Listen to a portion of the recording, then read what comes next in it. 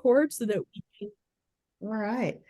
Well, thank you everyone for joining us for the MBIA member meeting for the month of February. For those of you who maybe are new and haven't been to one of our member meetings before, this is a quarterly meeting that we host to bring information and education to our members. And so each of our member meetings features a speaker talking about a topic of interest, and that's what we're doing today. So our speaker who's joining us is David Madie with GrowthWheel. David is a lifelong serial entrepreneur. He is the founder and CEO of GrowthWheel International and the creator and designer of GrowthWheel, the visual toolbox and cloud-based platform used by business advisors to help client companies make decisions and take action. GrowthWheel was conceived in 2005 when David started coaching small businesses after many years as a serial entrepreneur himself. It turned out for him to be a rather overwhelming job to advise these entrepreneurs of different industries, life stages, and sizes, and they all had so many different needs. So David kind of began to realize that his problem really was maybe that he wasn't quite as organized as he needed to be, and he wanted to develop a system of tools and practices and business information that would help him be able to work more effectively with his clients. So he designed the GrowthWheel Business Advisory System, where he had a place for everything and everything in its right place. And so in 2008, or since 2008, when this really took off and he started selling it as a tool for all business advisors, he's trained and certified more than 3,000 business advisors, incubator managers, and entrepreneurship educators across 48 US states and 63 countries around the world. David is a frequent guest and speaker at industry conferences about economic development, incubation, and best business advisory practices, which is why we have invited him to be here today. Today's topic is titled The Rise of AI, a Call to Action for Entrepreneur Support Organizations, and it's based on a presentation that David gave at MBIA conference last spring, which I unfortunately was not able to hear. And so I thought it'd be great to bring him here to talk about that topic so that I could benefit from it, even though I could not make his session last year. So everyone, please welcome our good friend, David Madie. David. What an excellent introduction. Thank you so much, Sandra. And let's get on with it. I want to share some thoughts about this topic that we all have on our minds at this point. And I call this presentation The Rise of AI in Entrepreneurship Support Organizations, how to stay relevant, embrace the technology, and retain the value of human advice. I'm going to skip talking about GrowthWheel because already Sandra did that so excellent. And I'm just going to jump in and ask you if you liked the title of this presentation, The Rise of AI in ESOs, how to stay relevant, embrace technology, retain the value. I thought it was a pretty good headline. And I can say that because I didn't come up with it myself. AI did that. So the way that worked is that I wrote in the yellow a prompt for the AI that says, write a blog post about this. As entrepreneurship center managers and incubation professionals, we want to support our clients with insights about AI. A challenge is that technology is so new, so we don't have enough information about it. However, the real problem is that we might not be experimenting and using the technology and a little bit more. And then it writes a blog post for me about that and gave it the title, The Rise of AI in Entrepreneurship Center, Call to Action for Incubation Professionals. So I moved on and I wasn't exactly happy with that, or at least I wanted to be sure. So I said, suggest alternative headlines, and it came up with all these. And I picked out, oh, embrace the technology. I like that part. And then I put it all together. And this is a perfect example of the two requirements that are required to make use of what's called generative AI, the kind of AI that writes text.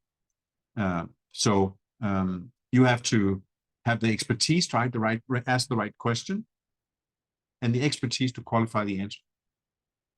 So I knew what I was going to ask. I knew what I was going to talk about. I could give the AI a very precise specification of what it is the topic was. Had I not been able to do that and said, write a blog post about something AI, something with entrepreneurship centers, I may not have gotten the same. But the other part is that this only works because I can qualify the output. I could see what worked. I could see that something was missing, and then I could craft my message, right? and my headline. So today there's 3 questions that I thought of, and I actually thought of this part myself. 3 questions that I'd like to present and then have a discussion with you about it. The first one is how we stay relevant in an AI world when our clients, the entrepreneurs and the businesses, can use AI themselves as well as we can. The second question is how we embrace this technology and really take to it. And the third question is how we can retain the value of human advice in a world where AI can give so much great advice. So before we move on with that, I'd like to get a little feeling of you and AI. And I don't have a poll ready hand soon, but maybe just with a raise of hands. How many have never used AI, generative AI, like ChatGPT and things like that? We can't see those of you who are not on camera. Maybe if you don't want to show your camera, can you maybe indicate with a hand up? Not now, if you have used AI. So yeah, Sandra, now I know why you organized this session. So there you go. How many are using it often? And how many is using it daily? No one yet. And for the 3 of you that didn't get the chance to answer, I'd be happy to get your answer in the chat if you want to share, just to get a little feel for where everybody is. All right.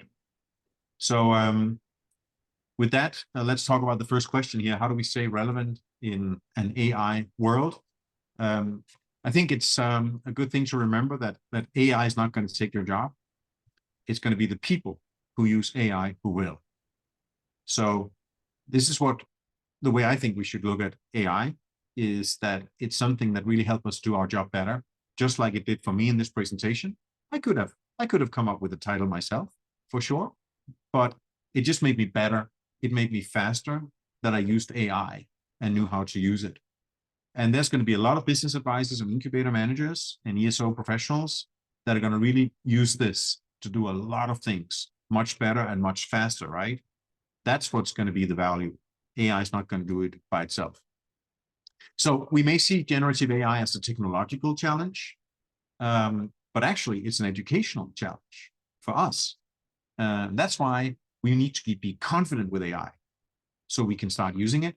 And the way to get confidence is to start using it.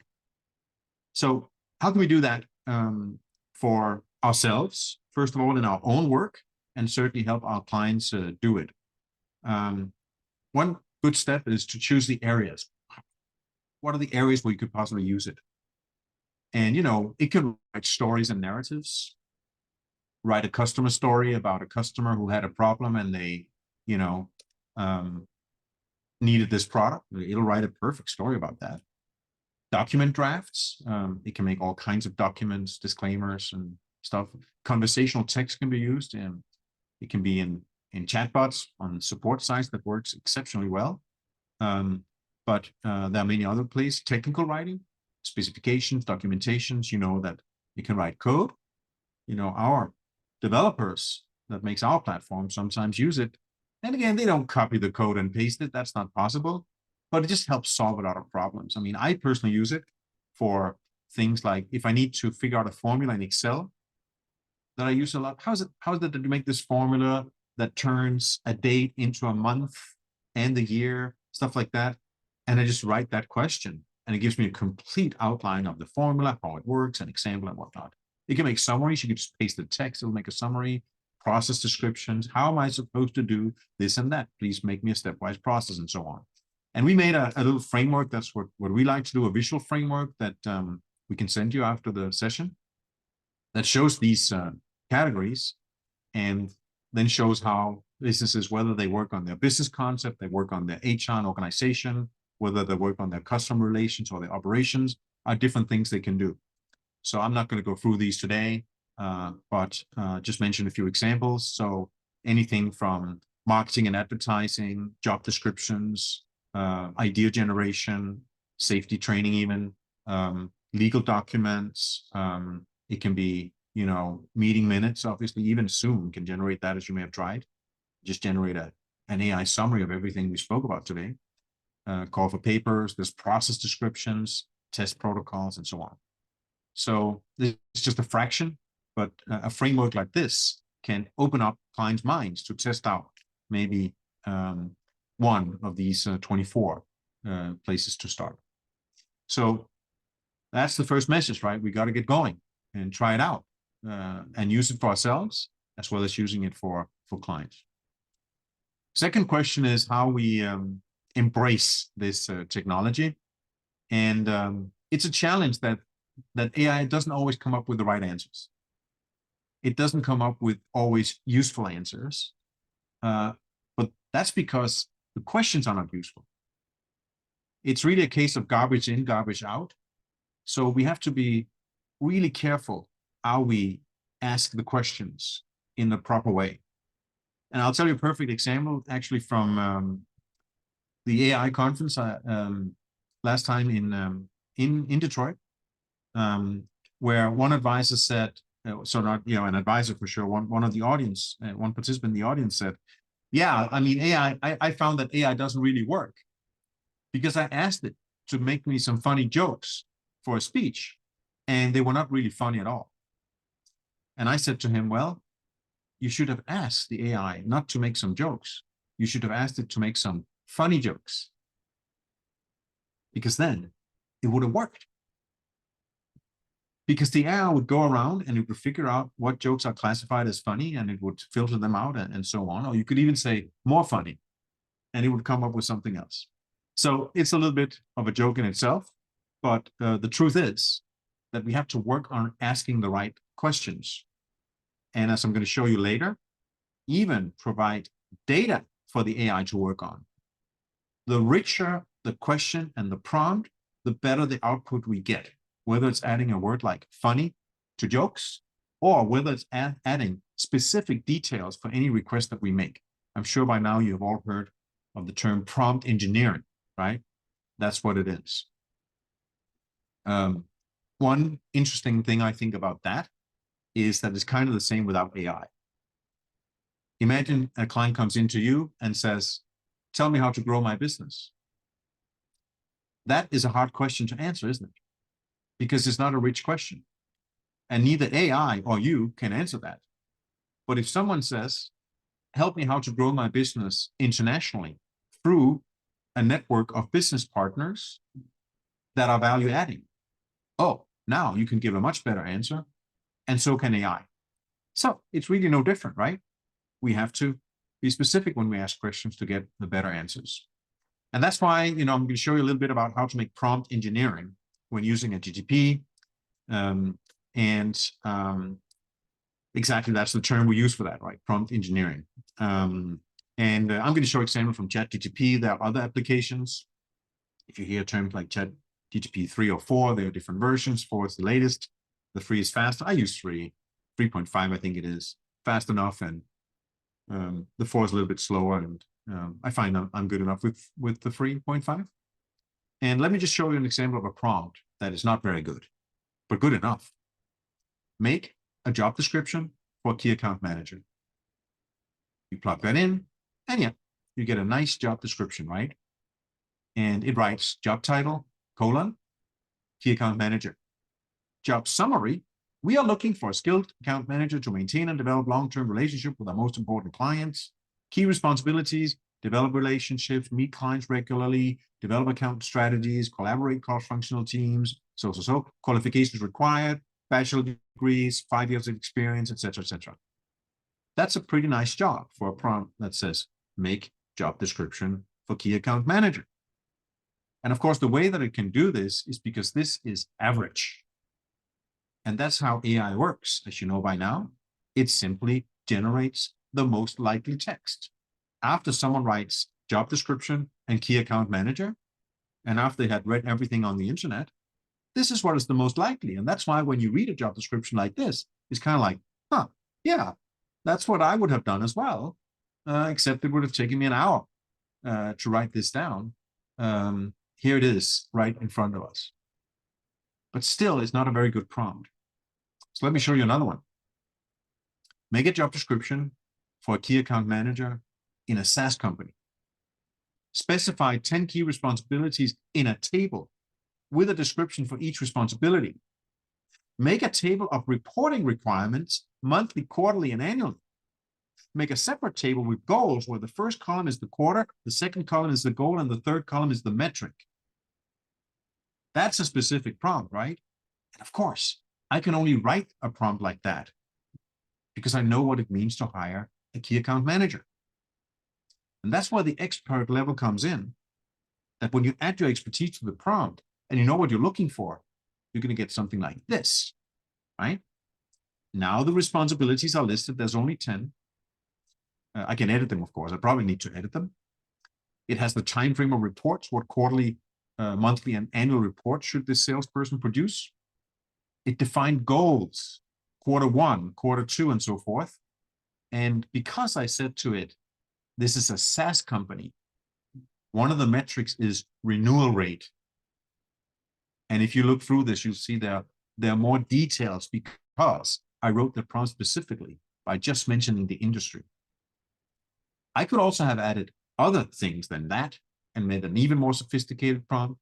I could have said this is a startup. I could have said this is an established company. I could have specified what the SaaS software was about. I could have specified the market that we were in, and so on. The more specific, the better the output. But this is good enough that I can go in and edit, right like that. But there's more to AI for the user, because the expert knows that if you're going to hire someone, a job description is not enough. The entrepreneur may not know that. They can go in and write a job description, right? But there's more to it. So maybe you want to write a second prompt that says, make an interview protocol for this position. There you go. 7 or 10 questions I think it came up with. And some of these are like, inquire about the candidate's experience in working with SaaS companies, because I told it already it was a SaaS company. And this is the second question in my prompt. And as you may know, if you tried it, once you started the conversation, it remembers what you already talked about, like a person would.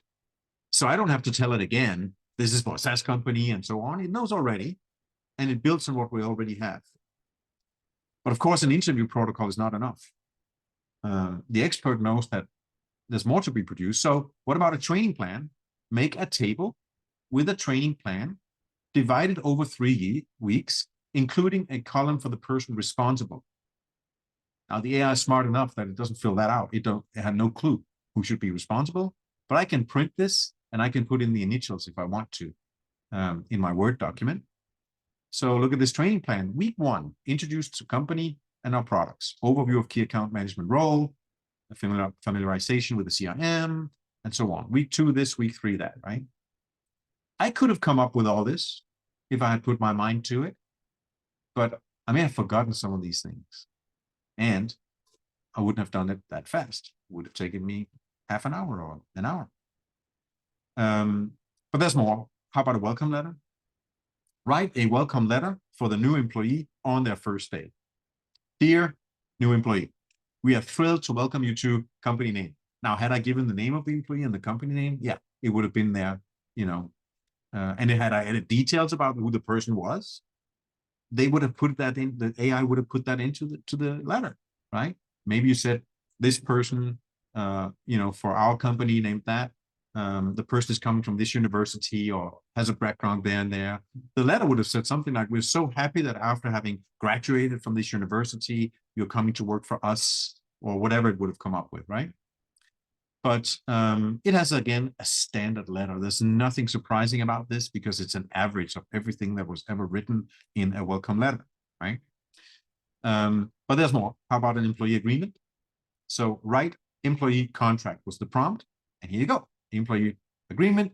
This employee agreement, the agreement is made and entered to on day between the company and the employee. Position responsibilities, terms, compensation, confidentiality, non-compete, termination, government law, entire agreement.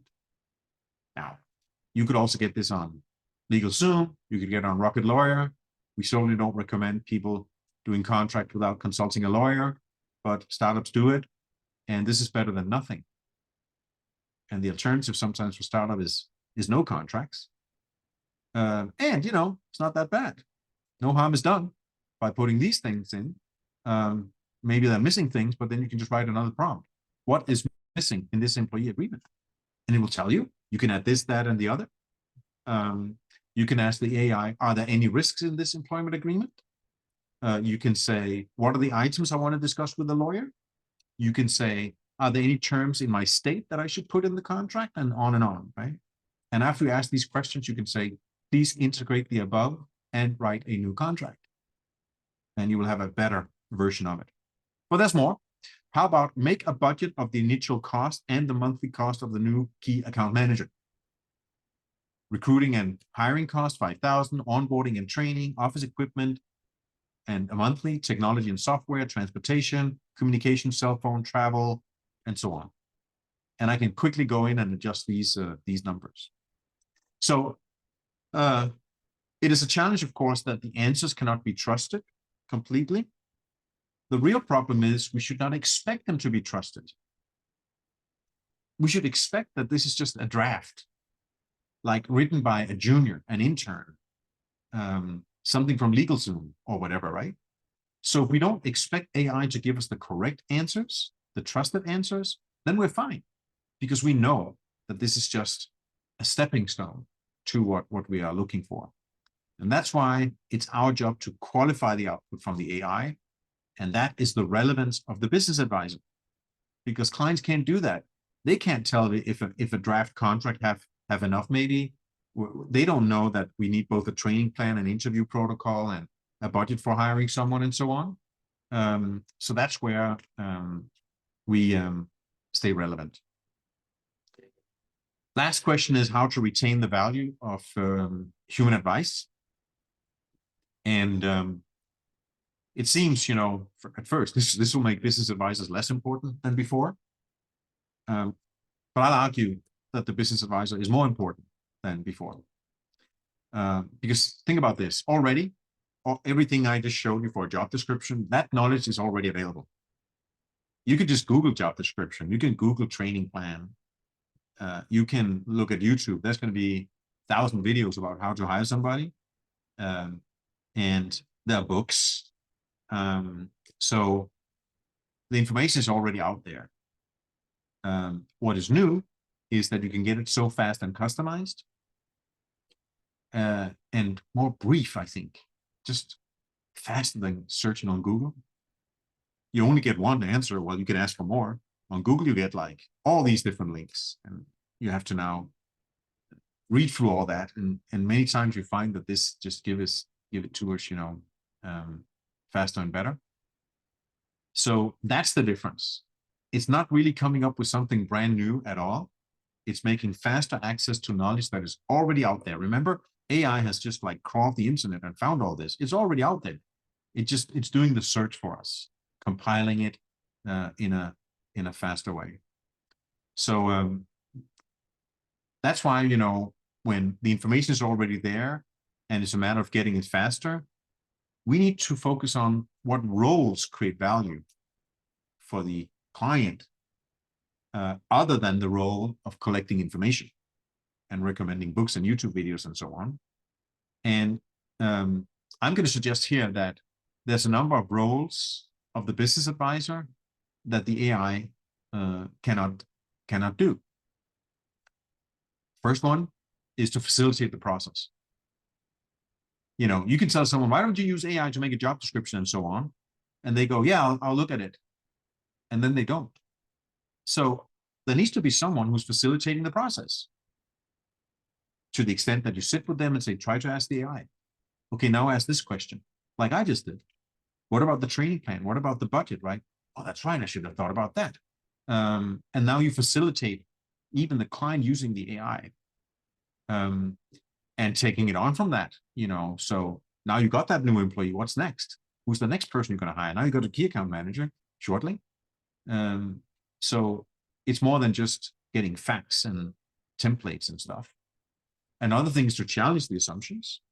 What the AI doesn't do is to say, do you even need an account manager? Maybe you don't. Or maybe you need first a different kind of person before you get an account manager. Or maybe you need an external partner. So certainly you can ask the AI to challenge assumptions and saying, what are my alternatives to hiring a key account manager? And it will suggest things, but someone has to come up with that prompt, and that's you. You come up with the idea of challenging, and then the AI can help with additional perspectives. Another thing the AI can't do is to think out of the box. It is presenting to us here a standard job description from the average. No one is not going to come up with a solution that says, why don't you hire a person with 3 roles at the same time? They can be both account manager and they can be a support agent for your company at the same time. Then they're close to the customers and they understand their problems. And you can actually take some administrative work and do the invoicing because we're a small company. And since you're talking to the clients anyway, why don't you write the invoices? That's thinking out of the box. AI is not going to do it because such a job description is out there, but it's not the average of what, a job description for a key account manager looks like. Also, a role that you play is using your judgment. So the AI can't say, what salary should this person have? And the AI, if it's good, it may have some analytics on it and it can produce some charts and things like that. But there's going to be a lot of judgment about that, about the size of the company, the industry, the stage, and things like that. Or even, should you go into a new market? Should you start market your product in a new state or another country or another city? The AI will list, things to think about. What is the market share? What is the cost of entering the new market and stuff like that? But who's going to use that judgment to say, I have a feeling this is a good idea? Another thing AI can't do directly is to motivate the client. It is highly motivating to find all these answers very quickly, for sure. But the client might say, yeah, I know I should hire a key account manager, but I just don't know. Maybe I don't know. Maybe I should wait. Maybe I'm not ready. And that's where the advisor comes in and plays the role and can push and nudge and question and give someone self-confidence. Look, let's say it goes wrong. Why don't you can let the person go again? It's not the first time in history that happens. And if you don't hire someone, you're never going to grow the company, and you're never going to free up your own time from the selling and so on, and all the things we do to motivate. And another part, another role that AI can't do is keep the client accountable, follow up, phone calls, meetings, reviewing of action plans, understanding where there seems to be troubles and someone is hesitant, right? Yeah, we already have a key account manager, and this thing with the territories, right? If I hire a new one, what's going to happen to their commission? Now there's 2 territories. Clients are hesitant. They don't get things done. But if you're there to keep them accountable, you're going to discover those hesitations and insecurities that keeps them from taking action. So those are some of the roles that AI cannot do. There's one thing in particular that AI is very good at, and that is to generate action plans. It is really brilliant at outlining steps that are needed. You could just write, give me an action plan for cleaning up my garage or something, and it will just outline the details, and they are great. Buy shelves, buy boxes, put one thing in a box. I mean, it's out there already. And that's where I'm going to show you now a case study of how we have integrated in our platform AI-generated action plans. And actually, when I presented that at MBIA, it wasn't even released yet, but now it's working for advisors. And I want to show you this also to give you a view into how all systems are going to work. Many systems are going to do what I'm going to show you that our system is doing. And it's a great example of the features you're going to find in softwares going forward. And maybe you are already using different kinds of software that make use of AI. The way it works is that you connect with OpenAI's software and servers through an API. For us, for example, one of the things we do is on our platform, clients can make a business profile. It's like a fact sheet. What is your address? What is your industry? When were you founded? What are your products? What are your customer references, your team members, and things like that? And some of that information is useful. We don't disclose any information, obviously, that can identify a company. But the metadata about your industry, your founding year, and things like that, we feed that into the prompt when we make an action plan. And then another feature we have is that on our platform, clients can list their goals or ambitions. And the first role we gave the AI was to say, when someone have listed their ambitions, why don't we generate an action plan? What does it take to meet that ambition? So the way it works is that the AI is receiving information about the ambition and general information about the company. It runs it through the OpenAI engine and give us an action plan back. So you go in, here's a little video of that. So you go in and you generate an action plan, and right there it shows up. I'm going to show it to you live as well. And then you have an action plan for a client that you can generate really, really fast. So let me go in and do a live demo and show you how this works. You can get a feel for the speed and the quality of how this works.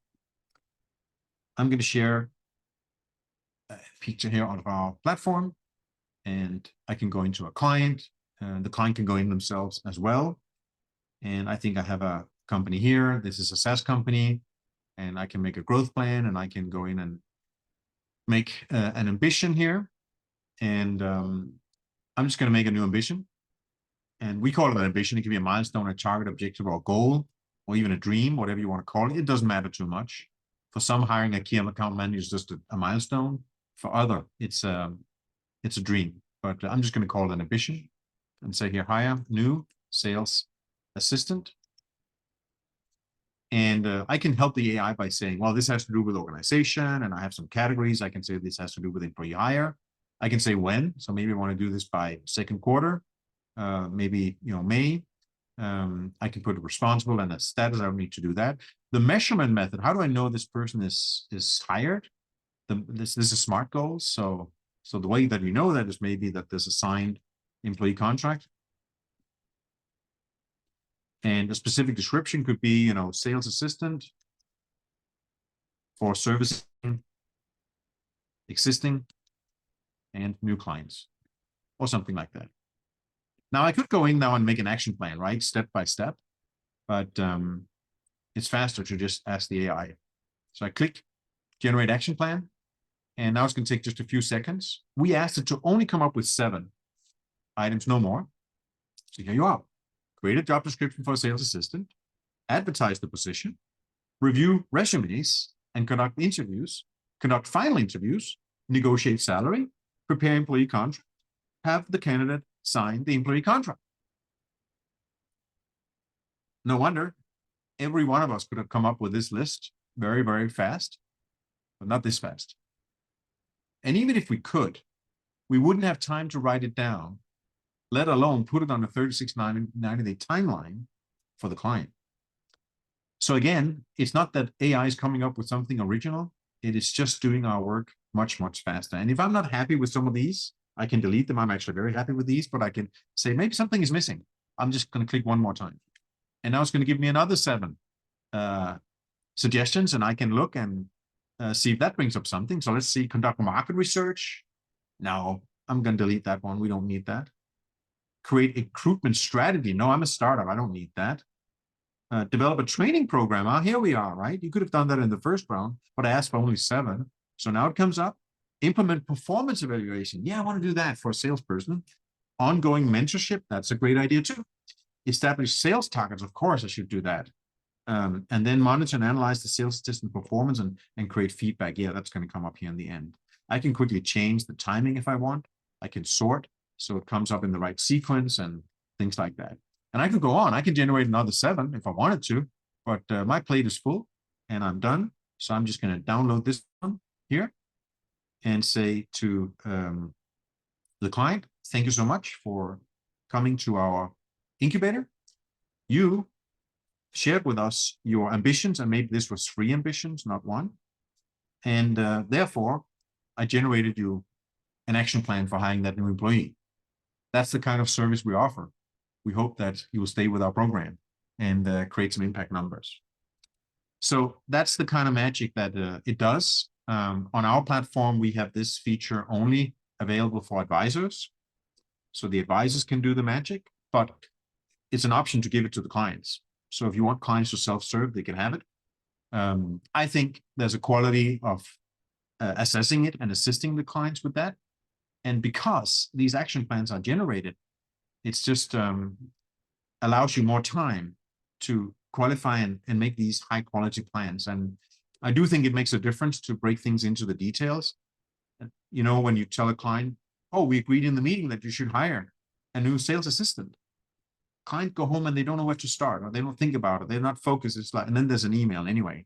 And for all of us to break things down in the specific steps, right? One step at a time is the way to get things done, right? Identify that next action. And the AI is so great at doing this. You can also do what I just did directly in ChatGPT. You don't need a platform for that. But because we have the platform, we get better results because we feed in all the details, right? In the ambition, we said, this is a goal, this is an ambition. We said, this is the type, it has to do with organization, it has to do with hiring an employee. We know already this company is a software company, and all that data is feeded in. So you can do it by just putting it into the chat directly, but any system like ours that has data that it can feed into the prompt are going to get a better result. And that's why in your daily operations, the more information you collect about clients, and again, we're not talking about compromising their privacy or anything like that. No one wants that. On the contrary, in this day and age, this data is even more important for the privacy that anybody, and I'm sure you do, needs to commit through your privacy policies and so on to be compliant with. But clients are just going to massively benefit from the more information they wish to provide or even use themselves because it creates better and better results. And that's where many of the systems you might be using will be superior to using the chat directly, because it just automatically feeds in the prompt. The more it learns about you, the more it learns about the company, the better answer it can give. And a lot of this stuff is not confidential at all. I mean, your action plan for hiring a new employee, there's nothing secret about it, let alone the fact that you are hiring someone. So I'm not too nervous about that. I'm much more eager for myself. I want the AI to learn as much as possible about me so it can generate more valuable input. And there's none of this that is, to me, a risk, but clients feel different. So there will be clients who are not interested in this. And in many cases, you can generate these results without providing any information at all. So that can still be done for anyone who's not disclosing their name. And you can put in a fake name of the company and keep everything completely anonymous and still benefit from the technology. That's completely possible. So yeah. All right. I'm looking forward to have a conversation about this. I just want to wrap up my last slides here. So here's the wrap up. How to stay relevant, embrace the technology, and retain the value of human advice. How do we stay relevant in an AI world? We must get confidence with AI by simply start using it. I use it every day. It's just hanging. I have two screens. It's always on the other screen. And there's just so many times things come up. I hardly Google anymore. It's just easier to ask the GP about things. Sometimes I write things, I'm looking for a word. I'm not going to look up the dictionary. I just ask GTP and I get a whole range of things. I'm using things like, give me 10 other words to describe this or that. Or, it's just like so many things when you have it handy that you can use it for. When you write or produce content that like I do. How do we embrace the technology? Well, we have to work on asking the right questions and qualify the output so we can really feel that it's useful in that way.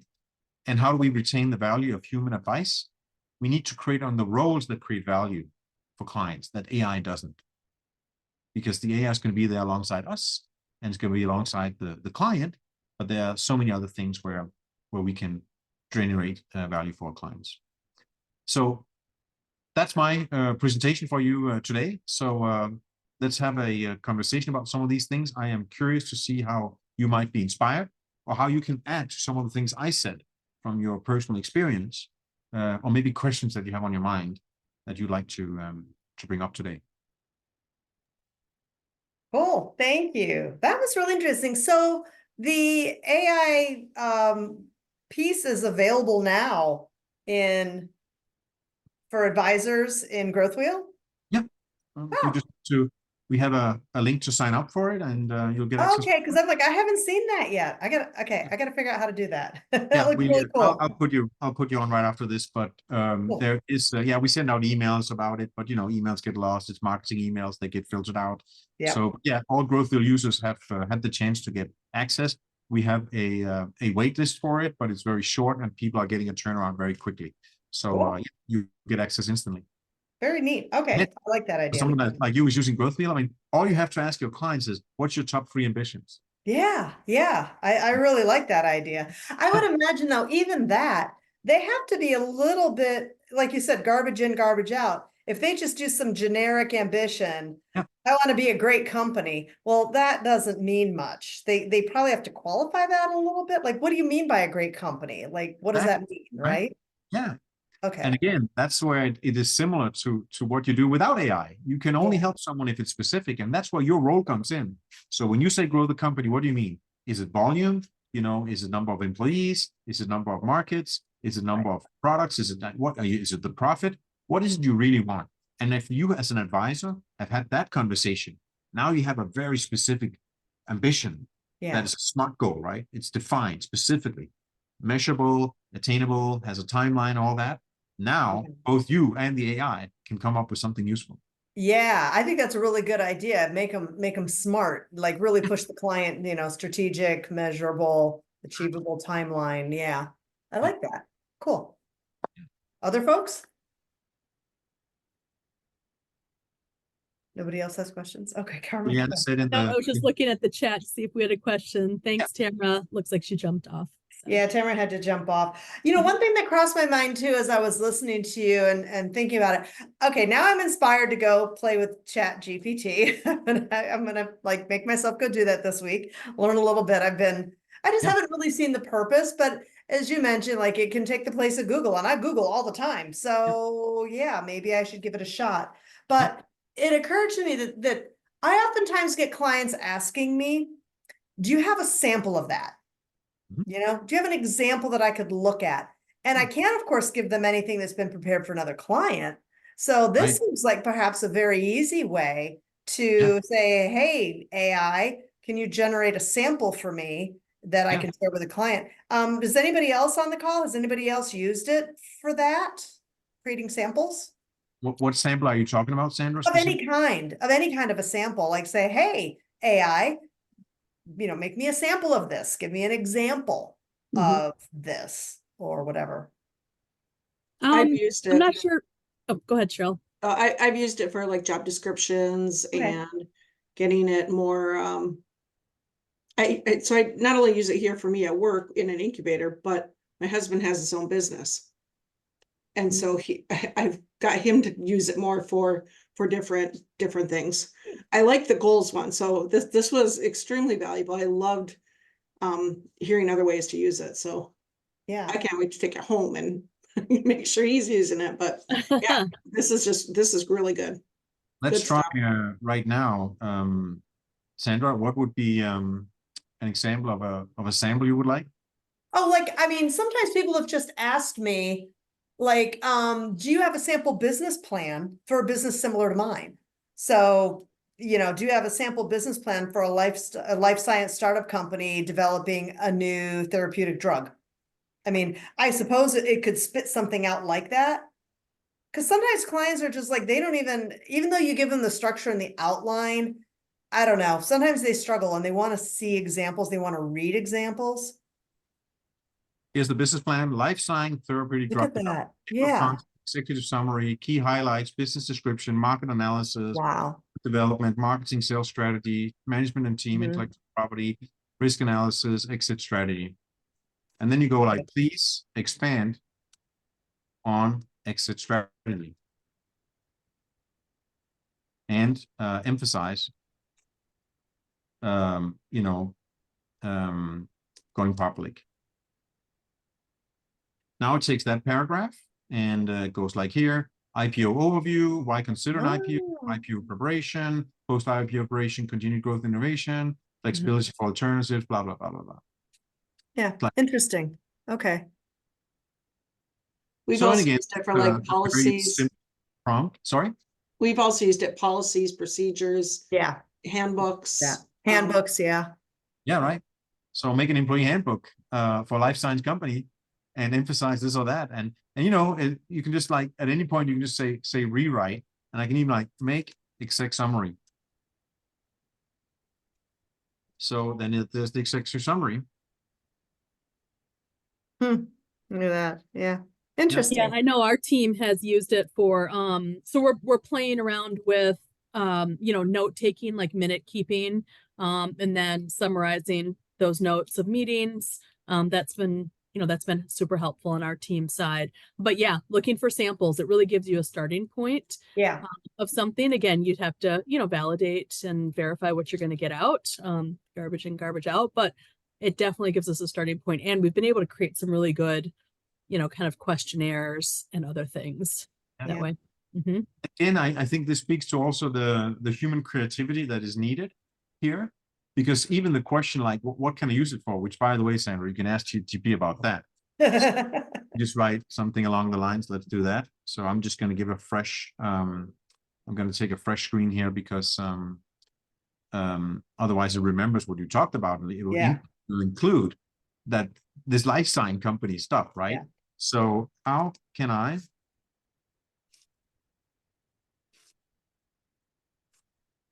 As an incubator manager in life science space, use chat GTP.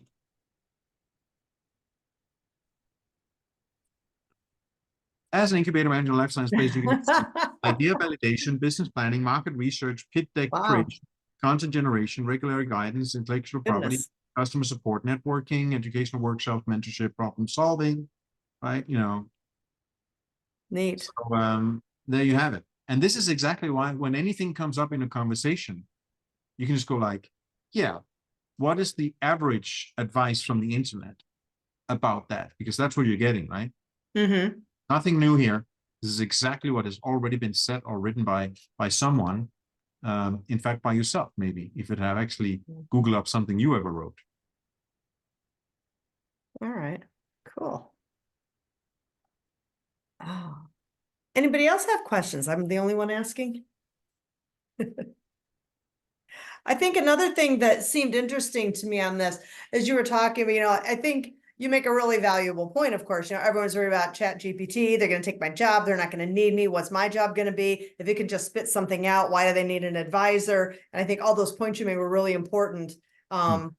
And yeah, that ability then, so even though the AI is going to spit something out, you know, I still think it's going to need refining, right? And I would also think like personal examples, or there's always like your own content that you're gonna have to put in there. And so I view it, maybe it's real good to like get an initial first draft of something that kind of gives you some ideas for how things lay out. Yeah. And then you've got to go in and start putting all your stuff in. So nice. And then also, you know, still AI is not acting in the real world. Right. It's manifestation that makes a difference. This makes a lot of writing. So now you have a business plan. So now you have an action plan. So now you have market research. Now you have a legal template. These things have to come into real life, right? And that's again where you need to be there to make it happen now, right? Yeah. So there's a whole lot of support for clients, and that I think is what this frees up space to do. Instead of spending all that time writing that stuff down, it's already there, right? Now you can focus on really facilitating the process for the client, thinking out of the box, motivating them, and all those human skills, right, that are really needed and was always needed to make things happen, and not just write about them. This is generative AI. It writes text, right? It's not a robot. It doesn't run companies. It doesn't start them. It doesn't hire employees, right? It just writes about how to do things. So that's where you will continue to make a difference. But with AI, much more powerfully so. Right. Cool. Well, thank you, David. We only have a few minutes left. I know we've lost a few people who had other meetings to go to, but Carmen, I'm going to turn this to you. And for the sake of our recording, for people who may join us later and watch later, we usually wrap up with a little bit of information about membership. So Carmen, take it away. Thanks so much, Sandra. And, David, I join with everybody in thanking you so much for your presentation. I know I learned a lot. I didn't have a lot of questions because I haven't played with it, but you inspired me to play with it and really use it, not just play. So thank you so much. Yeah, I just wanted to share with everybody that the MBIA, the Michigan Business Innovation Association, is really charged with being the voice of entrepreneurship here in Michigan. Our mission is to support, promote activities related to business incubators, innovation spaces, accelerators, smart programs, co-working spaces, and the list goes on and on and on of other entrepreneurial organizations here in Michigan. And we really are supporting entrepreneurial support professionals who really seek to operate successful programs that enable their client companies to be able to succeed. We're a membership organization that really provides education, networking, and advocacy. And we've pivoted to offering some free programming as well. So our virtual member meetings are open. This is a great place for people to come, connect, get to know us a little bit better, and hopefully consider joining. I really wanted to share what we're offering within our membership. So we offer special meetings. In fact, we have our annual in-person MBIA meeting coming up in the beginning of June. That's coming up. We have an online repository of those sample and template documents that we talked about creating today. We already have a whole host of them as part of our member-only page on our website. You're given the opportunity to promote your events and activities on our regular newsletter that we create, as well as our calendar, as well as we would promote your activities on our social media. So spreading the word about your ecosystem events across Michigan through our channels is an offering. And then also through any of our sponsorship opportunities, you would get a preferred service provider rate through any of those when we have those in place year over year. We also look to be a source for information for you. So coming, participating in the meetings and helping get that technical assistance that you're looking for.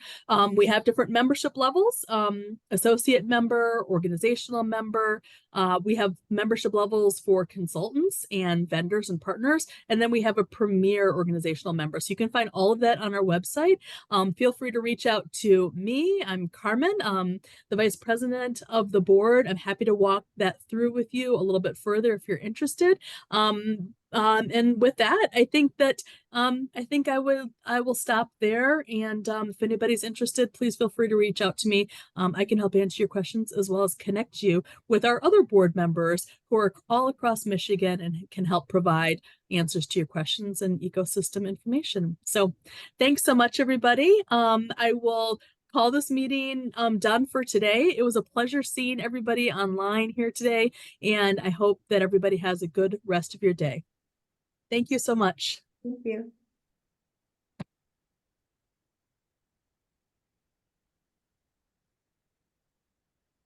All right, have you stopped recording?